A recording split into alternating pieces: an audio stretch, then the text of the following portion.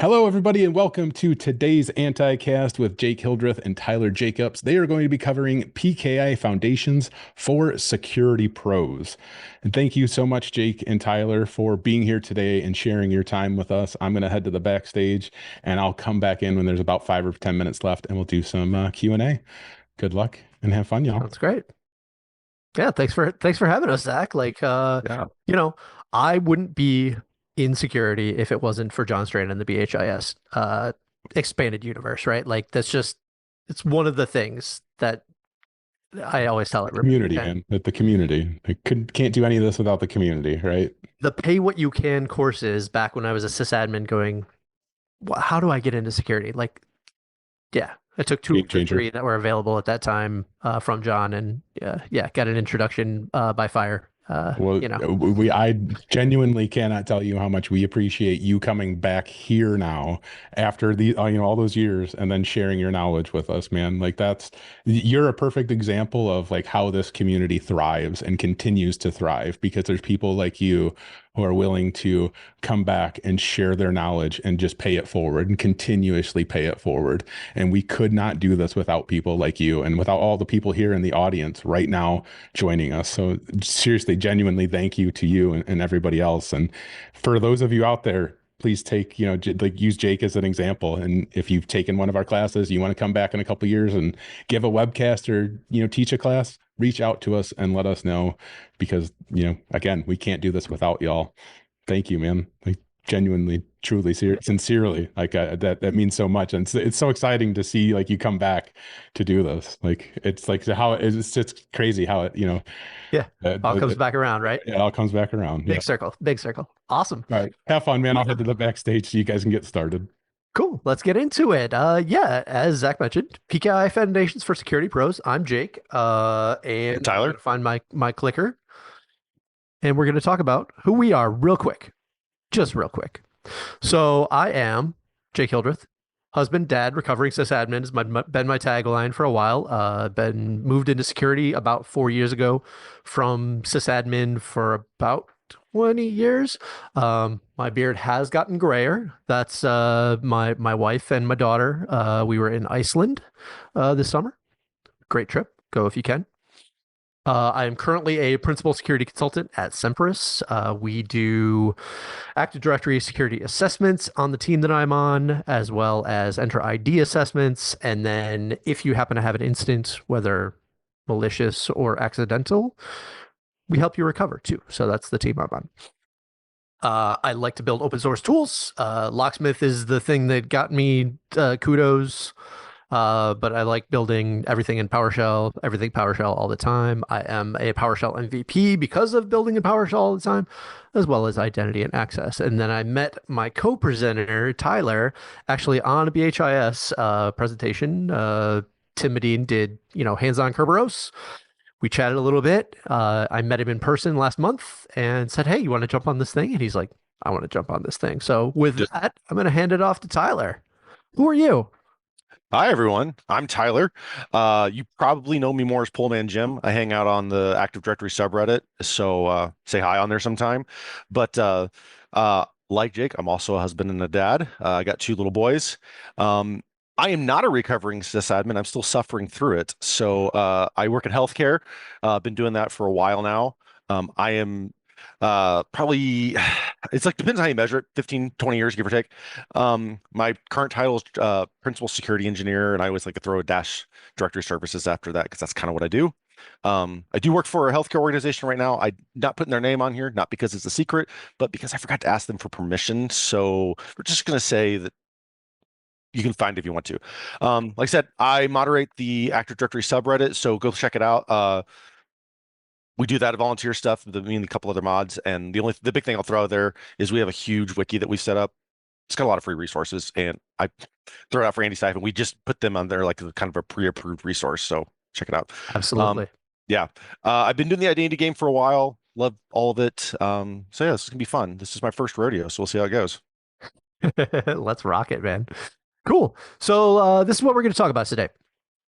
We are going to start out with a quick review of the history of cryptography and goals of cryptography. We're going to break down encoding versus encryption. This is a common confusion that Tyler and I have both seen. Encoding versus encryption. What's the difference? And then we're going to dig into encryption a little bit more and talk about the differences between symmetric and asymmetric encryption. Don't need to worry about any of these words right now. We'll dig into them more later. We'll hit hashing functions. We'll talk about signing. We'll talk about how we combine all of that with a little bit of authentication to create certificates. And then second to lastly, what's that mean? Penultimately, haha, big words. We will actually talk about PKI and what benefits it provides when it comes to cryptography. And lastly, we will describe 2 real-world uses of crypto systems that you have interacted with at least one of today, if not both. What we will not be talking about today, we will not be talking about cryptocurrency. We will not be talking deeply about key exchange. MAC and HMAC, things. Those are things you should know. We're not going to talk about them today. I'm going to say the word algorithms a lot today, but we are not going to dig into algorithms at all. We are not going to talk about the specifics of cryptanalysis, which is the process of breaking cryptography. We're not going to hit key space. I think Tyler mentions the word key space at one point, but you don't need to know what it is. Steganography, super cool, not a dinosaur. And Active Directory certificate services. Despite that being my bread and butter, we are not going to talk about it today. F in chat for Jake, not talking about ADCS. All right. So history, right? In the beginning was the word, specifically the password, right? Humans have been hiding their conversations for like 4,000 years that we know of. Obviously, before that, people, have private thoughts and private conversations that they want to keep private. The first known example that kind of maps well onto our modern understanding of cryptography is hieroglyphics, specifically non-standard hieroglyphics, where you kind of had to have some insider knowledge to understand what they were about. 1500 BCE, a clay glazer made tablets that included an encrypted form of the recipe for his clay glaze. Weird. 600 BC, here Hebrew scholars started to do what we would call a monoalphabetic cipher. So taking a letter and replacing it with a different letter. That's it.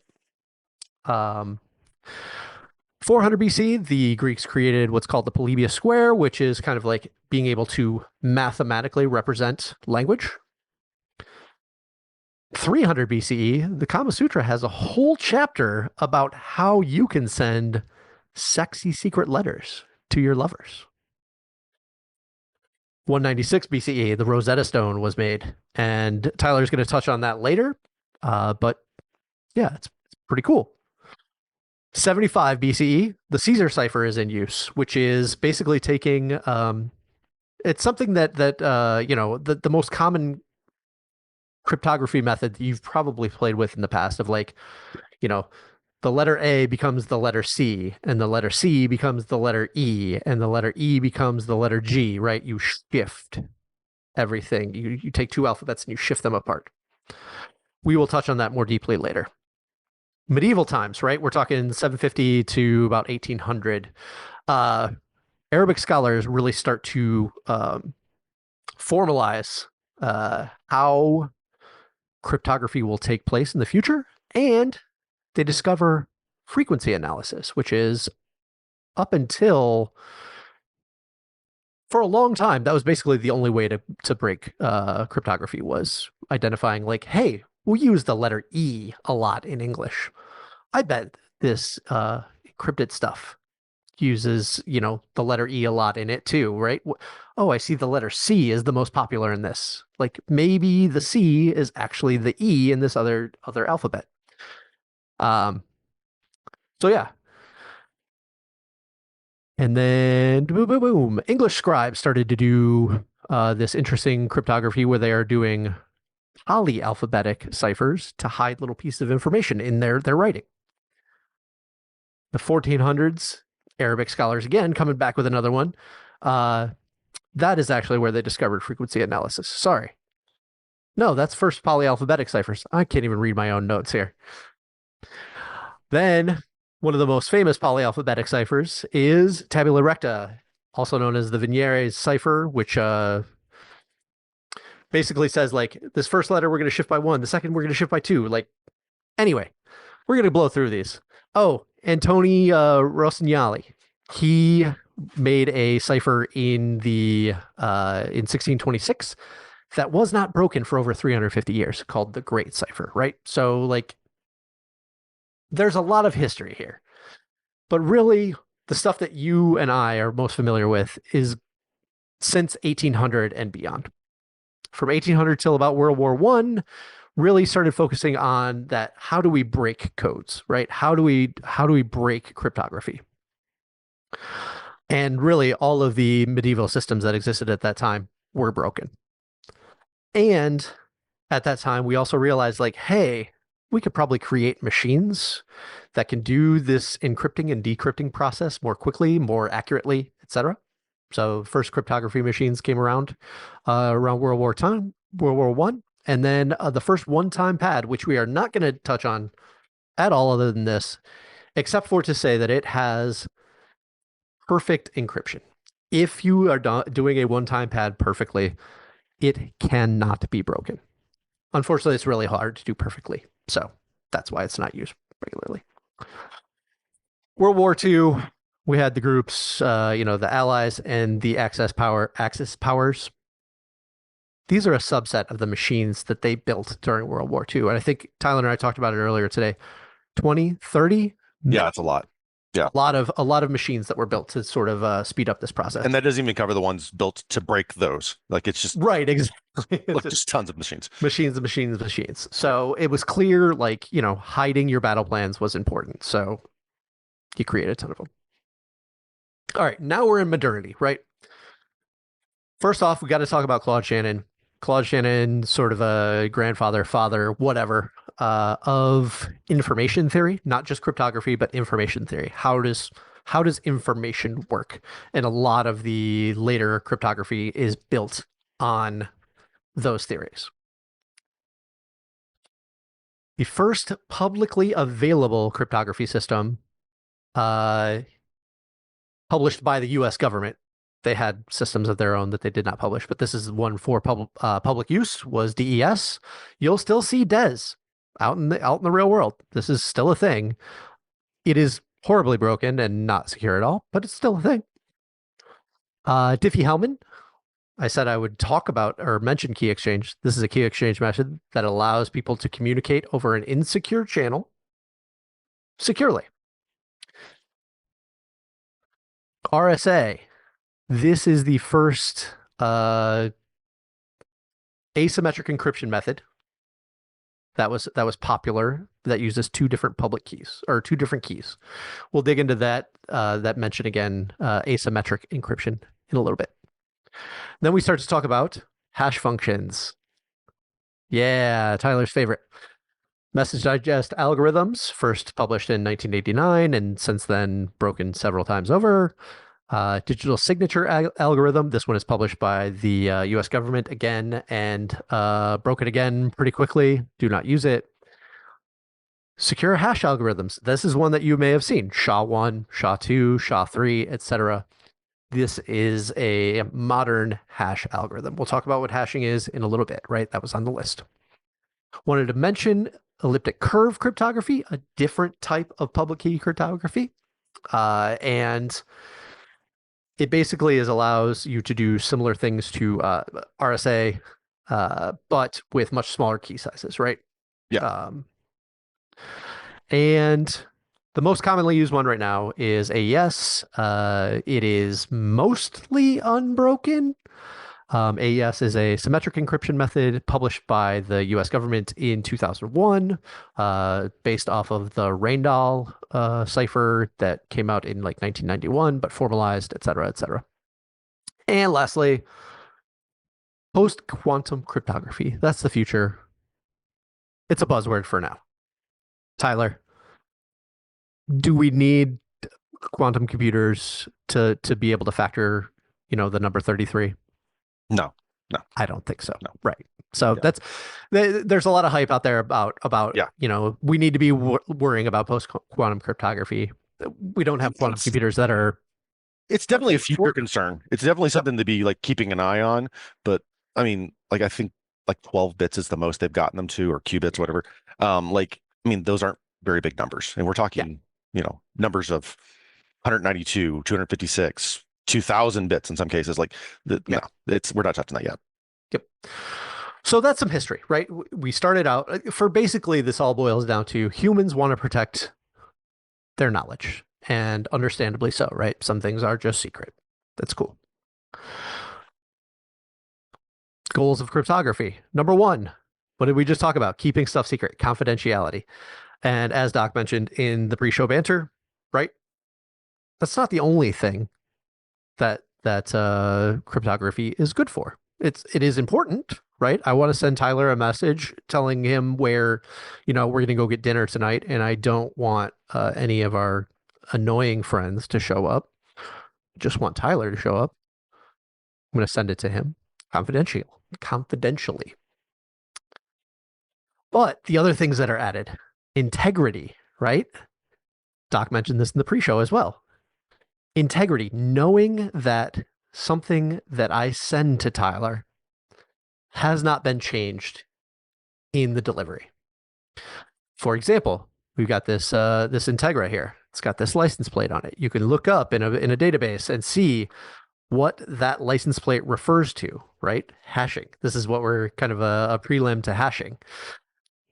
If I saw a red car come through with that license plate, I know something changed. Another thing Doc mentioned, non-repudiation, being able to know that the person that authored something actually authored it and cannot say, no, I didn't do it. If you've seen this episode of The Simpsons, Bart Gets Famous, from season 6, I believe. That's for the elder millennials. And yeah.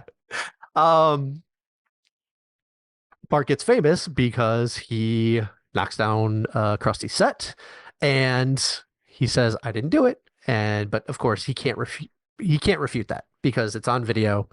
And that's video before Sora existed. So like we could just tell that he actually did it. And last thing, authentication, sort of related to non-repudiation, but basically saying I am who I say I am. So, non-repudiation. I mean, that one's like, it doesn't get the love I think it needs.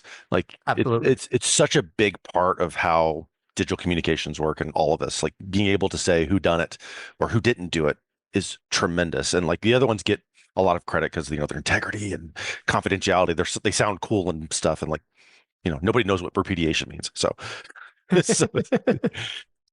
excellent. All right, so we've talked about the history. We talked about the goals. Let's talk about encoding versus encryption, and I will give a quick story on this. I listened to the Omnibus podcast with Ken Jennings and John Roderick, and at the beginning they say, if you are decrypting this, or if you've decrypted this conversation, and one of their listeners wrote in and was like, well, technically, you don't mean for it to be hidden knowledge, so it's decoding. And so that was kind of the shocker. Is it secret knowledge or is it not secret knowledge? Encoding is not secret. Encryption is secret, but it is transferring data from one form to another.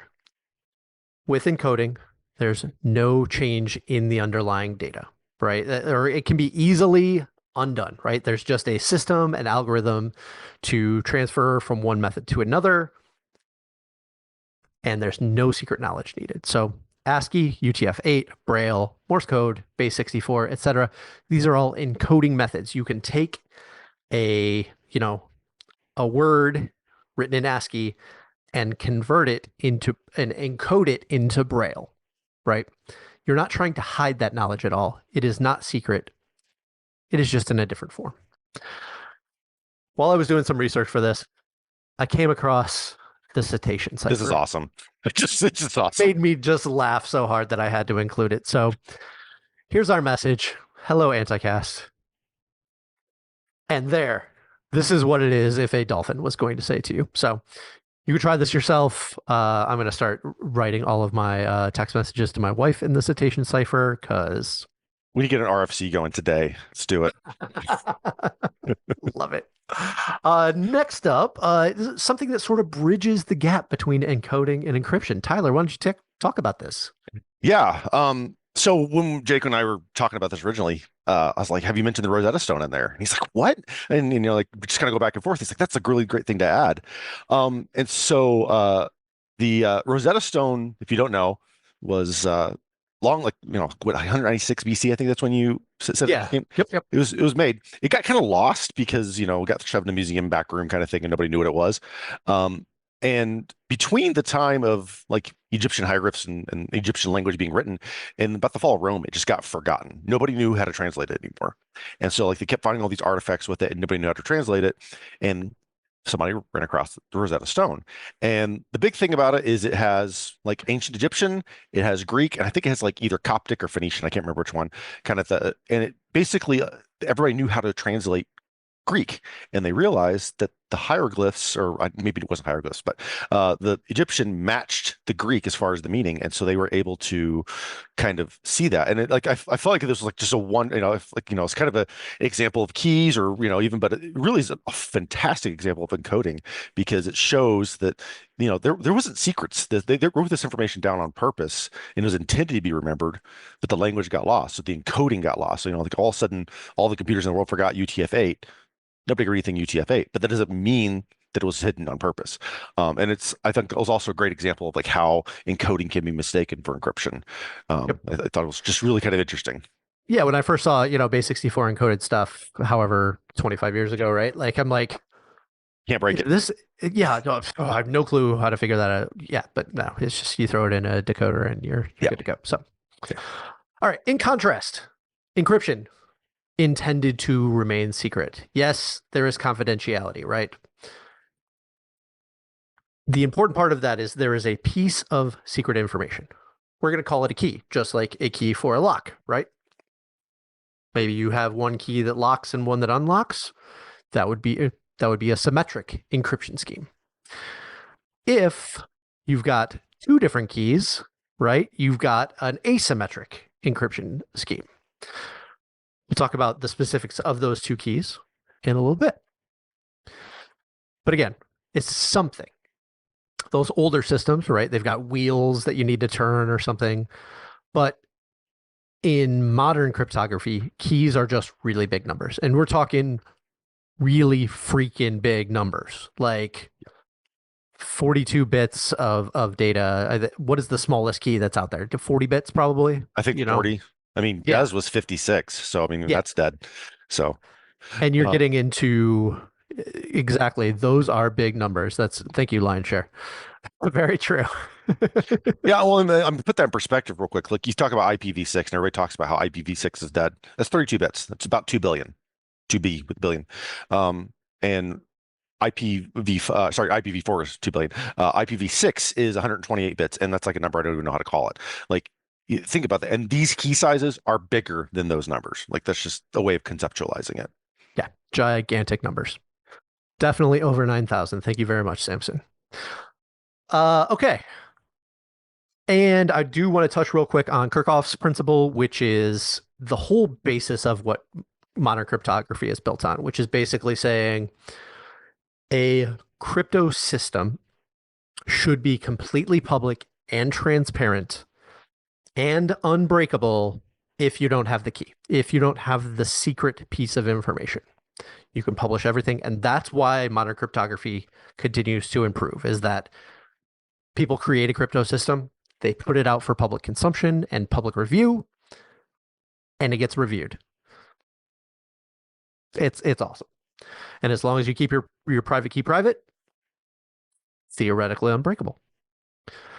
Another important thing is that encrypted data is indistinguishable from random noise, or it should be indistinguishable from random noise. A lot of the ways that things are broken is via determining patterns in random noise. So like you see this, and a smart person would look at that and be able to like see the pattern there. I can see the pattern because it's a rotating GIF with like 5 frames. But you know, if this was real randomness, you would not be able to pick out a pattern. All right, so we've talked about encoding versus encryption.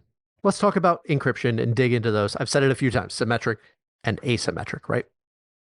Symmetric encryption is basically all the stuff that we talked up to before the 1970s.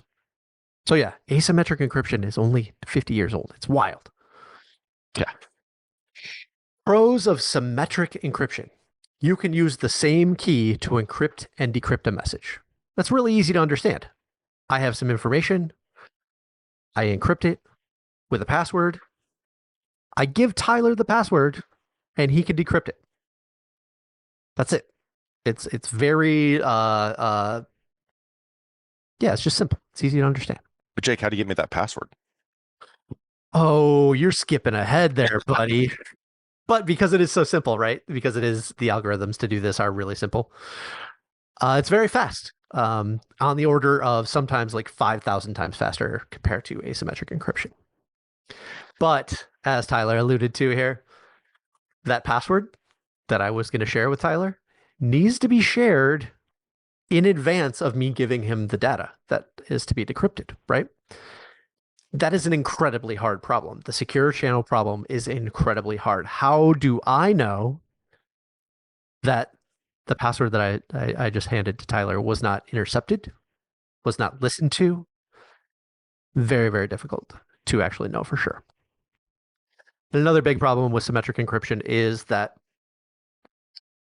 I have one password to communicate with Tyler. I have one password to communicate with my dog who's asleep over there, who usually you can see. I'm surprised she's out of the way. One for my wife, one for my daughter, one for Tyler. You mentioned SSH, right? Yeah. SSH key management. Right. I mean, I know it's not symmetric necessarily, but yeah. Yeah. You think about same sort of thing. I work in an enterprise environment. I've got thousands of servers. I mean, literally thousands. How do I manage the SSH keys for all those? No, I admit there's products for that now.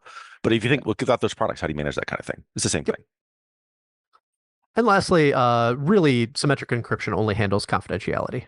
There is some kind of integrity built in, right? If I gave you the wrong key, then maybe, or sorry, if it was altered in transit, maybe like I just can't decrypt the information. But that's not the same thing. You cannot know for sure that it was me who actually encrypted with the password. It may have been my dog that encrypted with the Jake Tyler password, etc. And there's no way to do authentication of that. So, all right. So we talked about the Caesar cipher during the history part, right? It's shifting things over. You have one alphabet, shift a second alphabet over a little bit, and you kind of convert from one to the other. This is an incredibly simple way to think about symmetric encryption, which is if you shift this alphabet 13 characters, right? You can take the letter A and you can shift it 13 places and it becomes the letter N. And then if you take the letter N and you shift it 13 places, you're back to the letter A because this alphabet loops around, right? So I take our original message, hello Anticast, and oh wait, Alice and Bob have appeared. Yay! Any cryptography reading? Alice and Bob, they're your friends. Alice, Bob, Mallory, Trent, etc. Eve. Alice encrypts hello Anticast to get the encrypted message, and Tyler, how do? Exactly, nailed it. Yeah, theoretically random, completely random, right? However, Bob can take that same key, that same password, that same rotation of 13 places, and now has a decrypted message of hello Anticast back to the original message using the same key material. All right. In contrast, asymmetric encryption. As I mentioned before, 2 or more keys. We're going to talk about just the 2-key method because it's easy. And in this scheme that we're talking about, we are encrypting with one key and decrypting with the other key. Typically, it's said you encrypt with the public and you decrypt with the private, but in certain schemes, you can go either way. So we're just going to talk about that. It's easier to understand conceptually. Asymmetric encryption. Pros of this: instead of having one key per conversation, one key per secret group, right? You've got one key pair per user. I have a public key that I can put out on the internet, can post it on a board somewhere, right? Ubuntu has a key library. What do they call it? A key repository. Yeah.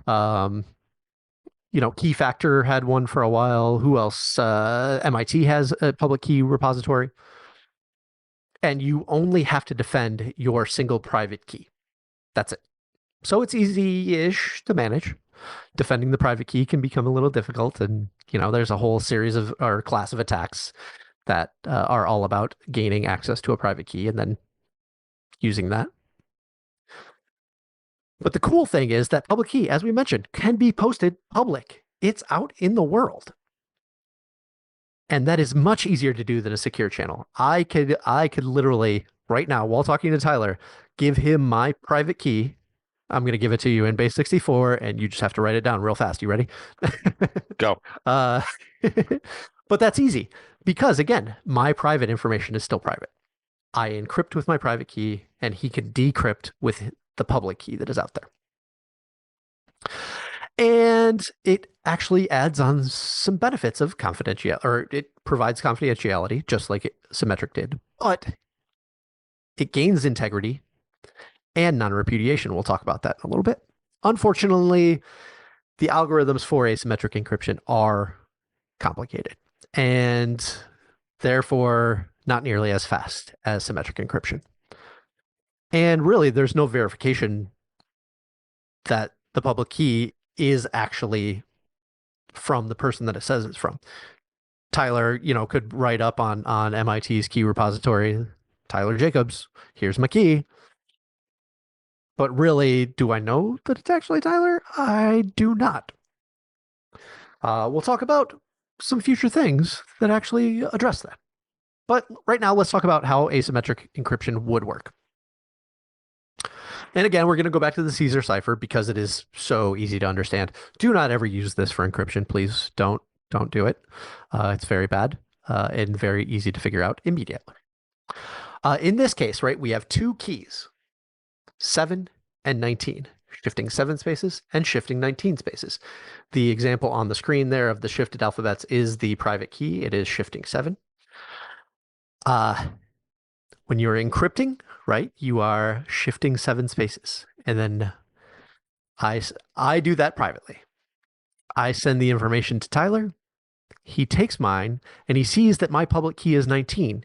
He shifts over 19 spaces and gets back to the original message. This is what it looks like. And Tyler and I realized that the encrypted message here is actually the same one as Route 13. But it could be the same still. You just never. That's how encryption works, man. Yeah, that's how encryption works. Right. But same sort of thing. It's encrypted with one and decrypted with the other. So that 7 and 19, how did I come up with that? Well, there are 26 letters in the alphabet. So English alphabet. In the Latin alphabet, right. So 7 plus 19 is 26. In the symmetric version that we gave, 13 plus 13 is 26, right? You're rotating the whole way around the alphabet. So that gives you some examples, very contrived examples for symmetric and asymmetric encryption. Next up, we're going to talk about hash functions. Tyler. Yay. So neither potatoes nor pipes. So I love a good hash, and we were joking about this earlier. That one of my favorite things to do is camp, and you got to make a good hash and get a skill, like everything going. But hash functions are pretty crazy. So they're really kind of underpin the integrity of stuff because it's how you get to figure out what things are and what things aren't. So let's jump into it. So they map data to unique fixed values. And I think, there's some examples I'll show this a little bit better, but the idea is I can take a arbitrary or variable length data set and literally data set. I did some experiments with it. It's fun.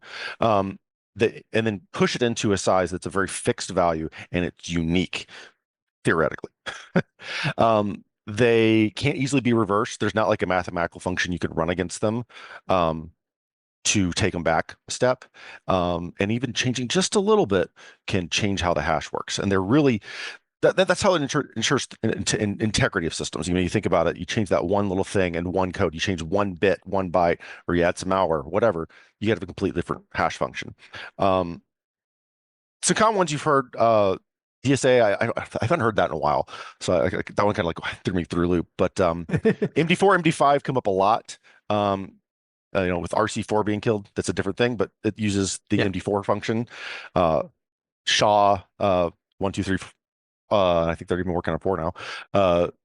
The one has been breached, and Broken so for quite a while. Yeah, for a while. 2's starting to show some signs of wear, and so we're kind of getting into, and like the examples will show this a little bit better. But the big thing is we have all these different hash functions. They all generate different types of data, and so we use those to kind of ensure that integrity. And you'll see that with any software you download all over the place. So let's see some of those examples. So this is like a silly one Jake came up with. I think it's a really good way of kind of showing it at a basic level. So you take something and basically you just convert. It's almost like an encoding. Really think of it as hash starts as an encoding. You take those values and you assign them a number. And then effectively we add up those numbers and you get a unique value for that. You're getting a value that's unique to that sequence of data, whatever it be. And you change little things and it's completely different. And if you see here, hello Anycast gives you, what is it, 0139.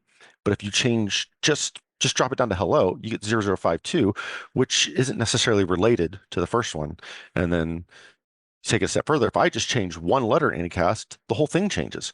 Now, this is obviously a really trivial example of that, and please don't use this as your hashing function. So let's look at some real hashing. There are lots of words that would where the letters would add up to that same number, right? This is full of collisions. There's thousands of collisions. And when we talk about, and that's actually a good point, collisions are when 2 hashes result in the same output.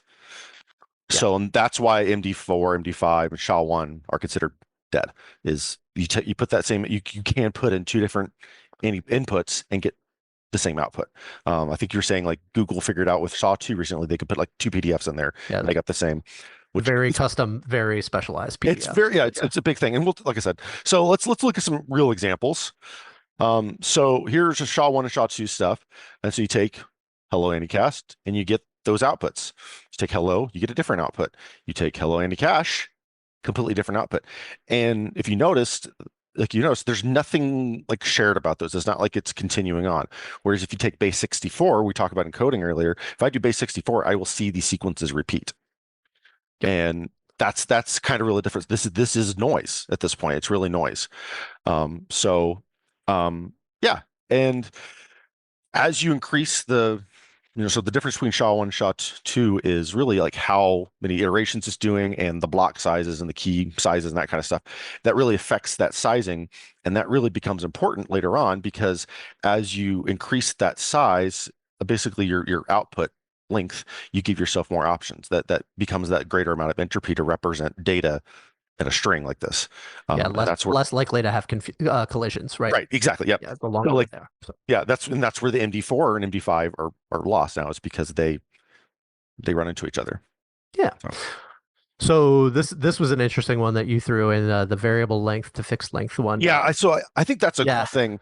I even put like my notes when I was writing this out. I even put a thing like banks stop doing databases where you have like these variable length password fields. Just store the hash because you can know what it is, and that's really what I'm getting here. So I take the quick brown fox jumps over the lazy dog.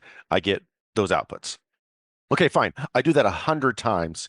I get different outputs.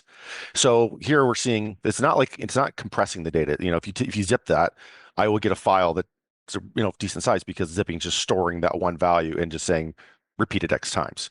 Whereas this is saying I'm going to take all of that data, turn it into numbers, and then compress those numbers. I do it 200 times. I get even different things. And I love, like, this is completely accidental. I love this one because it shows you how sometimes it can be deceptive, that the numbers might seem like, oh, there is some magic here. Like, these do line up, because if you look at the last two, the MD5 and the SHA-1, they both start with 49 and there's an F in the first four characters. Like, they're not related at all.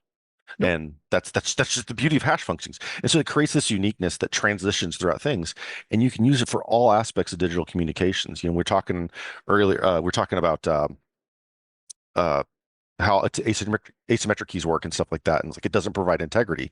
Usually they accomplish the provision of integrity by whatever data set stream they're using. I think Kerberos, because that's my familiarity, is it takes a chunk of data, hashes it, and then puts that in there, and that becomes kind of your integrity check. Yep. We take the checksum of it, and then that also leads into saying that hash functions aren't checksums. They're similar, like what they output, but the way you get there is very different. So, like, this is not saying that like the data is safe on the disk. This is saying that the data did not change in transit or whatnot. So awesome. Yeah. So great example of hashing. So what if we combined asymmetric encryption with hashing? That is the basis of signing. And, modern digital signing fulfills a lot of the same functions that signing your name to a piece of paper did in the past, but it's better. And we'll talk about that. So let's just walk through what a signing process is. Number one, Alice creates a hash of a message, a clear text message. She encrypts just the hash with her private key.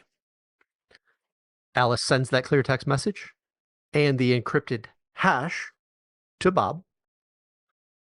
Bob then decrypts just the hash using Alice's public key. So now he has a hash of the file and a clear text of the file. Then he hashes the original message himself. And if those two match, right, he creates a hash of that original message. He has the hash that Alice sent. If they match, we know Alice is the sender. And this is great for non-repudiation, right? We know Alice sent the message. Math says it is true. And that is why it is used for distributing software, signing PowerShell scripts, signing drivers, right? Financial transactions often have a hash value associated with them. So that way, that they have, that they were actually performed by who they said they were. Contracts, network protocols. We talk about LDAP signing and SMB signing. Tyler and I both work in the Active Directory world deeply. And those things exist nowhere, it seems, but they need to be everywhere. So that's a whole other talk. So just so we run through this again, based off of the silly examples that we gave earlier, this is what signing actually looks like when it's done with that Caesar cipher made up example, right? The original message again, hello anticast. I'm sensing a little bit of a theme here, Tyler. I just like to say hello to people. He does. We take hello anticast and we create the hash. Alice encrypts, again, just that hash, right? You could see it has changed from OACI to OHJP. And then Bob receives, both the message and the hash, and then decrypts the hash to get OACI back. He hashes that message himself, sees that OACI matches OACI. He knows that message was not modified in transit. He knows that Alice is the sender. Hi, Tom. Good to see you. Thanks for saying hello. All right. So we have encryption. We have signing. What if we combine those with some authentication? What would that be? Oh, yeah, baby. Certificates. We take public key and bind it to some attributes and sign it. Let's talk about how that works. Because by default, public keys, mentioned this before, right? Somebody posts something that says, this is Tyler's private key, this is Tyler's public key. How do I know it was actually Tyler's public key that I just pulled down? Well, if you had a certificate, trust you, bro. I know, I get it. If you had a certificate, much like a driver's license, like things that you can verify, the certificate would be able to tell you who owns that public key. And it provides some basic form of authentication, right? The person that says who they are truly is who they are. If you trust who issued the certificate, you can trust the public key. And that brings up self-signed certificates, right? In a self-signed certificate, you are issuing the certificate yourself. So it literally is, the Obama putting the medal on himself meme all over again. Brown Coyote, you just nailed it out. Certs about certs. That's, yeah. Exactly. Yeah. No, when we were joking, we were talking about this earlier. The thing I've said is, if you think about it, all the root CAs in the world, which we haven't covered CAs all that much, they're all self-signed certs, which is a little terrifying. Yep. You got to trust somebody somewhere.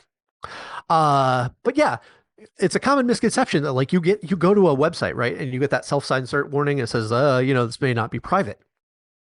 That data is still being encrypted, right? In transit. The data is still encrypted. You just don't know that you're actually talking to the web server that you think you're talking to. That's all it's saying. You cannot be man in the middle on it. Oh man, I am blowing through battery. This is great. Cool.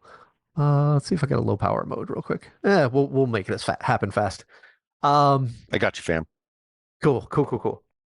But yeah, things that are included in a certificate, you can see there, basically identifying information of the person that's handing you a certificate, right? On a driver's license, you've got your name and your address and your height, your weight, and I don't know why those are necessary for my driver's license, but it's where we're at. Some sort of number that says that this was issued at this date, and the serial number. Let's see what a self-signed certificate looks like when it's created. And then we'll contrast that with a certificate created by a certification authority. So first thing, Alice creates a key pair. Then Alice creates a certificate signing request, which includes some sort of identifying information, her name, and the public key. Then she creates a hash of the CSR, of the certificate signing request. So all of that information in that request gets hashed. Then Alice encrypts it with her private key and now packages that all together as a certificate. So when I send it to Tyler, say, hey, this is Alice's private key, Tyler can then decrypt that signature, right? Using Alice's public key and compare, is the hash of that information, does it match what I have hashed out? Now you notice, like, you have to trust that Alice is who she says she is in order to validate who Alice says she is. This is the problem with self-signed certificates, right? In contrast, when it's done through a certification authority, right? Key pair created, CSR created, hash of the CSR. It is then the CA, the certification authority, encrypts that hash with its private key. And now, if you see on that certificate all the way to the right, we have the same subject, different issuer, same public key, and a different signature. If you trust that certification authority, that's something Doc said in the pre-show banter, right? Certification authorities, what they do, and PKI by extension, allows you to trust others without having to validate every single public key that you find on the internet. And that's really the benefit that comes from PKI. Yep. So let's talk about PKI. Finally, we're 49 minutes in. Let's do it. All PKI is formalized trust. It allows you to really kind of cut down the amount of due diligence that you need to do in order to trust others on the internet. And it's not just hardware and software, right? There's policies, there's procedures. How do I know what you validated is true? what is your process that you go through to validate whether you're going to issue a certificate or not, right? And ultimately, as Tyler mentioned, it all goes back to a root of trust. And that root of trust is a self-signed certificate. The roots across the world, they all self-sign that we are who we say we are. But if you can trust that, you can trust every certificate that is assigned by it. And therefore, you get this really big web of trust out there. There are a lot of components. I'm not going to dig into these at all. One thing I do want to talk about, we've brought up the T word a few times, trust. How do I, as a layperson, know if I should trust a PKI? And ultimately, I don't have enough knowledge right now as a person who I am. I'm being honest with you. Like, it's, if I had to go validate that the PKI that I use every day, unless I built it myself using ADCS, how do I know that I should trust that? Thankfully, most of it's handled for you, right? Operating systems out there they include a list of trusted roots out of the gate. Browsers often have their own list of trusted roots, right? But as Tyler mentioned to me, so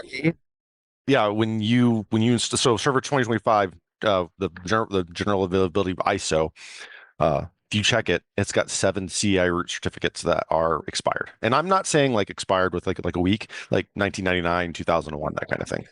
Now, when Jake and I were talking about this a little bit, it sounds scary, and it is a little bit. They shouldn't, they should be trying to update those. Some of that is to support some backwards compatibility stuff, so give them a little bit of pass. But like the reality is we ask these questions. Do you trust the trusts? So yeah, exactly. And in an Active Directory environment, there is Active Directory Certificate Services, which is a form of PKI from Microsoft, and I couldn't hold out. So yeah, everybody drink. Yep. If you do want to dig into this, reputable PKIs that are publicly available do publish their configurations, their policies, their procedures, etc. You can dig into this stuff. It may not be easy, but it is doable. Yeah.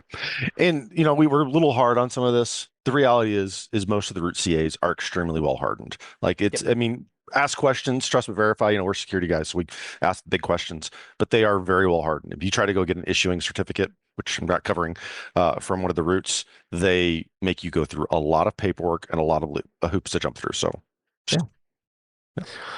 All right. So we talked about this. Let's see how this is actually used in the real world. And we're going to talk about 2 hybrid crypto systems. And the reason I mentioned this earlier, symmetric encryption is fast and asymmetric encryption is slow. If you were to do, translating data or whatever, with purely asymmetric encryption, it's going to be slow. Sometimes it's still the best option, but in the interest of speed, that's not typically what you see. So first one that you may have come across is PGP, also known as Pretty Good Privacy, also known as New Privacy Guard, also known as OpenPGP, right? This is a published standard of a way to do a hybrid crypto system that's relatively easy to maintain. In that, Alice writes a message. Hello, Anticast. Alice creates a random key. I literally went to random.org and I created this key. Alice encrypts that random key with Bob's public key. I don't remember what I shifted it, but I shifted it. Then Alice encrypts that original Hello Anticast with the key, that 4DYEA, blah, blah, blah. Encrypts that message, and now we have an encrypted message. Alice can combine those both together into a package that she sends across to Bob. Bob receives that message and then decrypts the random key with his private key, right? Alice encrypted it with the public key. Bob decrypts it with the private key. He now has the private key, has the random key, the session key, for lack of a better term, that can then be used to decrypt the original message and get back to Hello Anticast. So there are if you look at the PGP Wikipedia page, it has a better diagram that actually looks better. But yeah, you don't need to worry about any of this. All of the PGP software out there does it all for you. It's not super hard. However, the one that you have definitely used today is SSL, formerly known as SSL, now known as TLS. The artist formerly known as SSL. That's right. In this, right, a client contacts a server, and we're going to talk about HTTPS. TLS can actually protect a lot of different protocols. It's transport layer security. It's not necessarily HTTP security. LDAP-S is protected by TLS. In that, client contacts a server. The server sends back a certificate and a bunch of other stuff and says, this is who I am. Because the client trusts that the issuer, right? The issuer's name here is CA. They can then trust that certificate and trust that web server that they contacted is who it says it is. And the server and client do some key exchange. That's, again, I mentioned it. I'm not going into deep, but basically there's a method for communicating over a private or public channel to create a session key, a one-time use key that is just for encrypting data that goes back and forth in that session. TLS 1.3 is cool in that it actually allows something called perfect forward secrecy, which means that if I'm communicating with Tyler right now over TLS 1.3 and someone is capturing all of our data, there's no point in the future where that can still be decrypted. In older versions of TLS and SSL, like if you captured all of that data, you could eventually figure out the session key. So TLS 1.3 figured that out.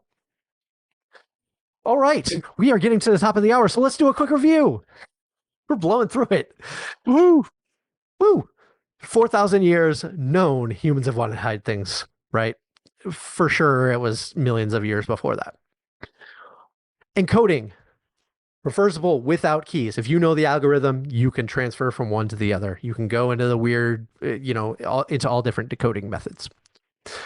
Encryption is reversible. It's intended to be secret, but it is reversible, but only with secret information, only with keys. Symmetric encryption uses one key and it's fast. Asymmetric encryption uses 2 or more keys and is slow. Again, 5,000 times slower, right? Hashing is, we'll just say not reversible in quotes, mostly not reversible.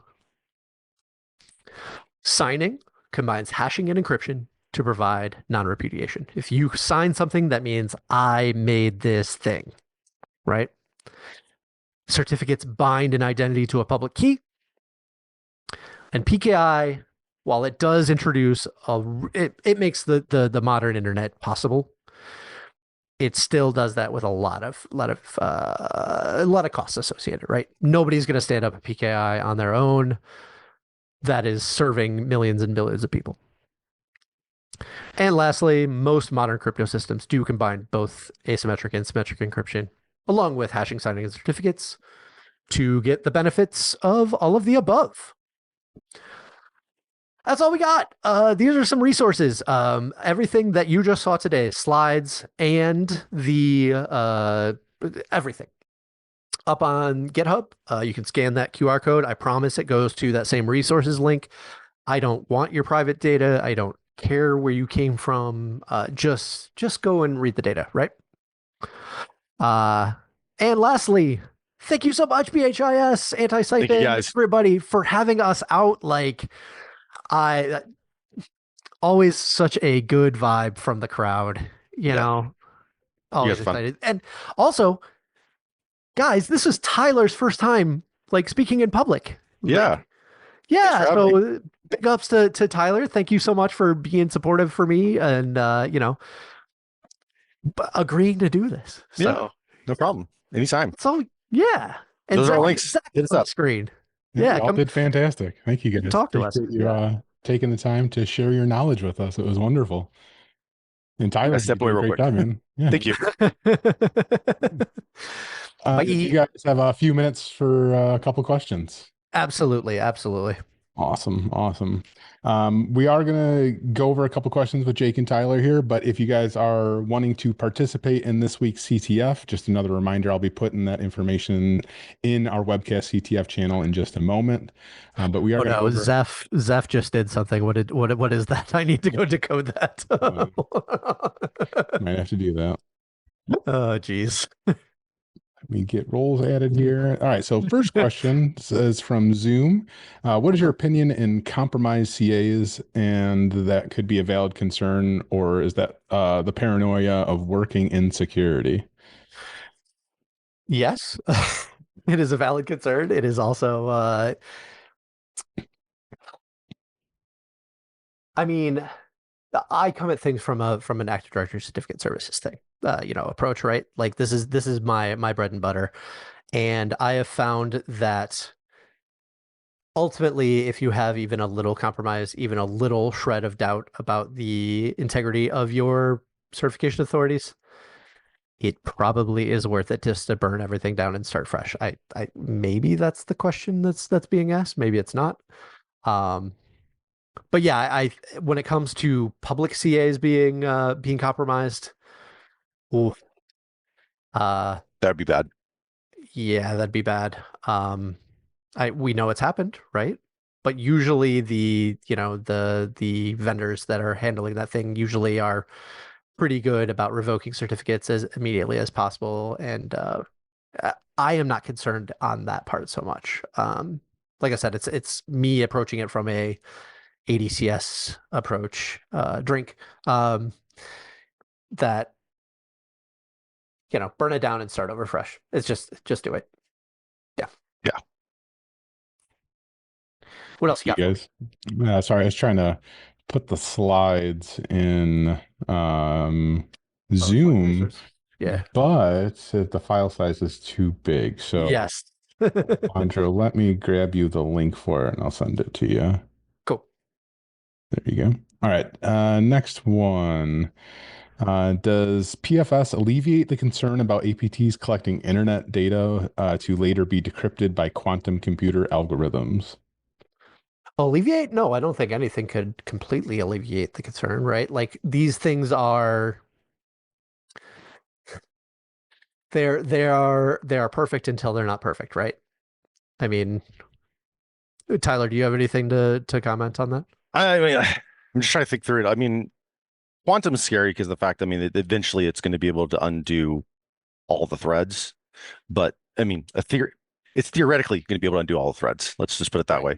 We've actually not seen quantum get to the point where it can actually do anything truly meaningful yet. Right. So it may never get there. Um, I'm, I think it's something to be cautious of and be aware of. But I mean, it's hard to tell. I think it's still I mean, it's the best option you have, right? So yeah, it's kind of where it boils down to. Like everything in security, right? It's all a risk, and whether you're willing to take the risk or not. Let's see. And Uh, Wolfier or Wolfige, I don't know how you pronounce that, says PFS doesn't stop PQC at all. So yeah. bold claim. I saw something in the chat that's will quantum computers break all existing algorithms? No. No, there are post quantum computing ones already available out there. Yeah. So I mean, one of the things I love to throw out is, everybody talks about how insecure AD is, and it's got its problems, but Kerberos by design is mostly symmetric key behind the scenes, and certain configurations of it, it's very quantum safe. yep. So Thoughts on Azure storage if Entra ID or access key is better? Tyler, go. I've literally been having said recovering sysadmin here. Like I don't I've been dealing with this a lot lately. So one of my big projects right now I'm working on is a lot of backup stuff, and I'm asking that question. The truth be told, I'm probably going with bring your own key if you can.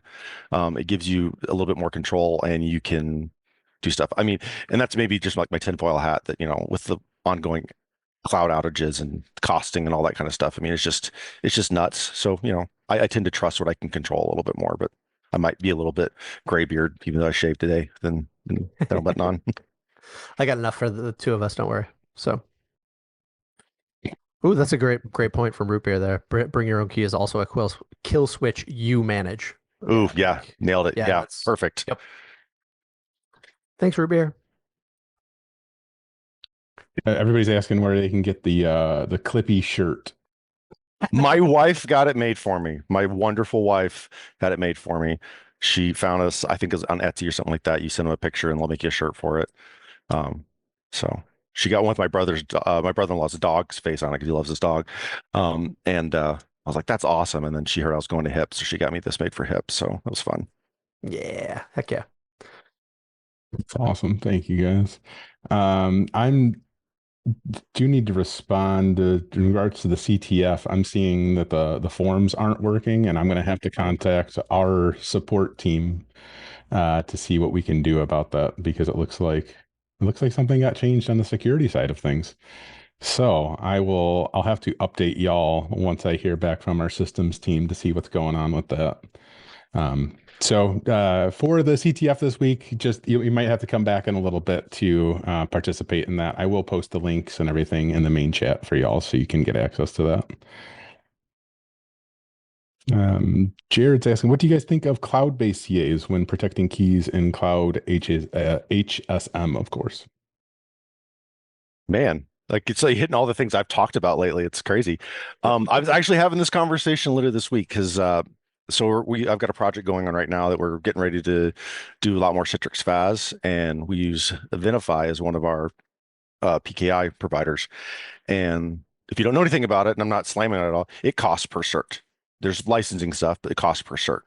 And so you start running into, I'm going to start throwing out thousands of more certs than I was yesterday. It's a cost overrun. Whereas if I spend a Microsoft PKI, I don't have to pay per cert.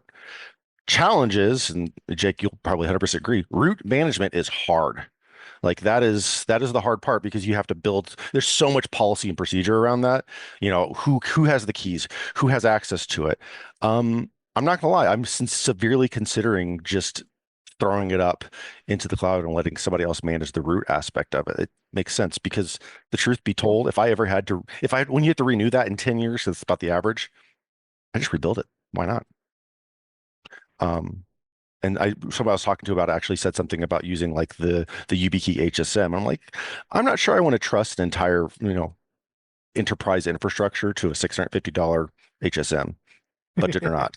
So that's just my 2 cents on it. What do you think, Jake? So this has been patched, but yeah, when it comes to the YubiKey HSM, I mean ESE12, which was an ADCS attack, is all the YubiKey HSM, the low end one, right? Their higher end ones were better protected, but it actually stored a password to unlock the private key that's stored in the HSM. That password was stored in registry and was accessible and readable by anybody. So yeah, that was bad. But it has been patched at this point. But yeah, again, I don't know, man. It's just everything is such a case by case basis, right? Um, Ultimately, build it yourself and be happy. That's the way that I look at it. Love it. Thank you guys. Appreciate it. Now, let's see if we have a couple more questions.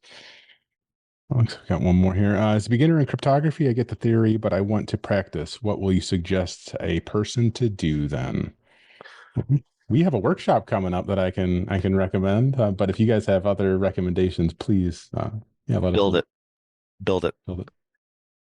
That is honestly uh, the easiest way to learn PKI and learn ADCS. I speak ADCS because it's the one I'm most familiar with. Yeah. It's a rare skill. I've heard trainers and everybody, Jake and I have agreed it's black magic. Like nobody understands PKI at like a deep level. Really, it's just rare. So build it. You can spin up CA pretty easy. There's a lot of guides out there in root CAs. I think I'm working on a guide for root CAs. I'm working on scripts to build root CAs. I know Jake's worked on some stuff for building stuff like that. He's got, I think you got a couple of tools. I'll let you talk about them. But the thing I always throw out, if you really just kind of like want to get a start, there is a company, not a company, but well, I guess it's a company, a tool out there, Ludus, Ludus. They have some like automated labs, use Ansible, Packer, a couple things, and they've got like a game, they got an ADCS lab that will let you just start it and gives you opportunity to play with it. If you're looking to build it the first time, though, just spin up some VMs. Start with four computers. Let's say four computers, four VMs, a domain controller, a root CA that's off the domain, an enterprise CA, and a client of some kind. And that could be Windows 11 or a server. So I did just drop in the Discord chat anyway, a link to PeteNet Live with I think it's a 4-part series of walking through doing what you just said, like deploying a root CA, deploying an issuing CA, explaining the reasons that you would go with a 2-tier system or a 3-tier system. Really good. I will say the first time you walk through the process, you're going to screw it up. The second time you walk through the process, you're going to screw it up. Third time, you'll know where the gotchas are going to be. So definitely build it yourself. I have also come across recently Crypto 101 and Crypto Pals, which are both sites that have crypto101.com or .io, I don't remember. Has kind of just a really good intro to crypto more about the actual math behind cryptology. And then Crypto Pals allows you to then practice. They give you some like tests, little quick questions, and you can write your own solutions in whatever language you want to solve those problems. So, and I'd be lying not to throw out, go check out the Active Directory subreddit. We have a wiki and we've got tons of like resources on there. I throw it out there. I'm like, you don't have to join. Don't like anything. Just go check out the wiki. It's free. And like I have a lot of that, and I'm going to add some of this. Whatever Jake sends me gets added to the wiki. I'm just going to tell you that right now. So. Oh man. And to reference, I believe Tyler mentioned this earlier, like I am in the process of building a lab environment as well that can be easily deployed using automated lab. It's called ADCS Goat, based off of like the web goat and EntraGoat and all the other goats that are out there that are intentionally insecure labs that then you can play around with. It is more in that ADCS space, which is halfway between Active Directory and halfway between PKI, right? It kind of bridges that gap. So again, you won't be getting into the deep, you're not doing cryptanalysis and breaking anything. You're not breaking these codes. You are figuring out Active Directory based attacks to take control of the PKI. So it's a slightly different approach, but a lot of these concepts that we went over today are still going to be useful. Mm-hmm. Thank you, Thanks, guys. Jake Cross for the or XJ Cross for the link there. Oh yes, a security site. Yes, that one is amazing. I meant to mention that one. Thank you so much. That's a good one. Awesome. Now we got time for a couple more questions here. So if you have something, please put it in the chat. Here's one from Jared. If the root CA is completely offline, locked in a safe, and you BYOK to sign the issuing CAs in the cloud, does that make it more warm and fuzzy? I mean, it's a place to start. Yeah. More warm and fuzzy. I don't know that I'm cuddling up with it on a cold winter night, but I'd be happy with that. Any thoughts on Let's Encrypt versus other? Yes. Yeah. I love Let's Encrypt. For like 99% of cases of web servers. Like everything is so easy to use now. It used to be, I don't know, when did it start first happening? 10 years ago, something like that? Something like that. And you had to know a lot of ins, a lot of outs, a lot of what have yous, right? And now like certbot is just, okay, give me a cert. Yep. It's done. Like, yeah. It used to be super hard to get a like public SSL cert like that, or TLS if we're going to be honest with ourselves. It used to be really hard to get that, and like you had to get a lot of times you had to have static IP on your website. You had to have like all this proof of trust, and Let's Encrypt makes it super easy. I literally just used it last night because I totally forgot to get my website set up before I did this and was cramming it. So like it's yes, use it. Encryption is better than none. The biggest concern I have with them is that the bad guys use them too. But I mean, it, it's Like we talked about before, right? You can verify you are talking to the person that you think you are talking to.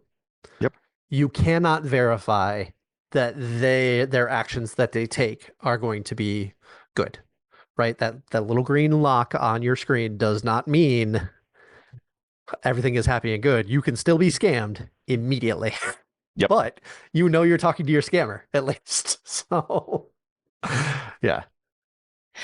Awesome. Thank you guys so much for being here, sharing your time with us and your knowledge, of course. You guys have all of your like the links to get a hold of you guys in the resources channel. So if you guys have any more questions for Tyler or Jake, you can definitely reach out to them. Another reminder that I will be working on getting the CTF capture form fixed and ready to go. So I apologize for that. If you all need any type of training, whether that's private training or personal training for you guys, make sure you check us out at Anti-Siphon Training. We're more than happy to work with you if you have a team of staff that you need to get trained, or if you're just an individual and you're looking for some specific training, please reach out. We'd be happy to help in any way that we can. And of course, at Black Hills Information Security, we also do consulting, pen testing, have an active SOC, and all of that, the fun consulting, hacky hack stuff. So if you are in need of any of those types of services, please reach out to us for that as well. Thank you again, Tyler and Jake, and to everybody out there in the audience. We appreciate you so much for sharing your time with us as well. We hope to see you tomorrow for the Black Hills webcast, or we'll see you next week for the next Anticast. Take care and have a good day, everybody. See you all later. Yeah.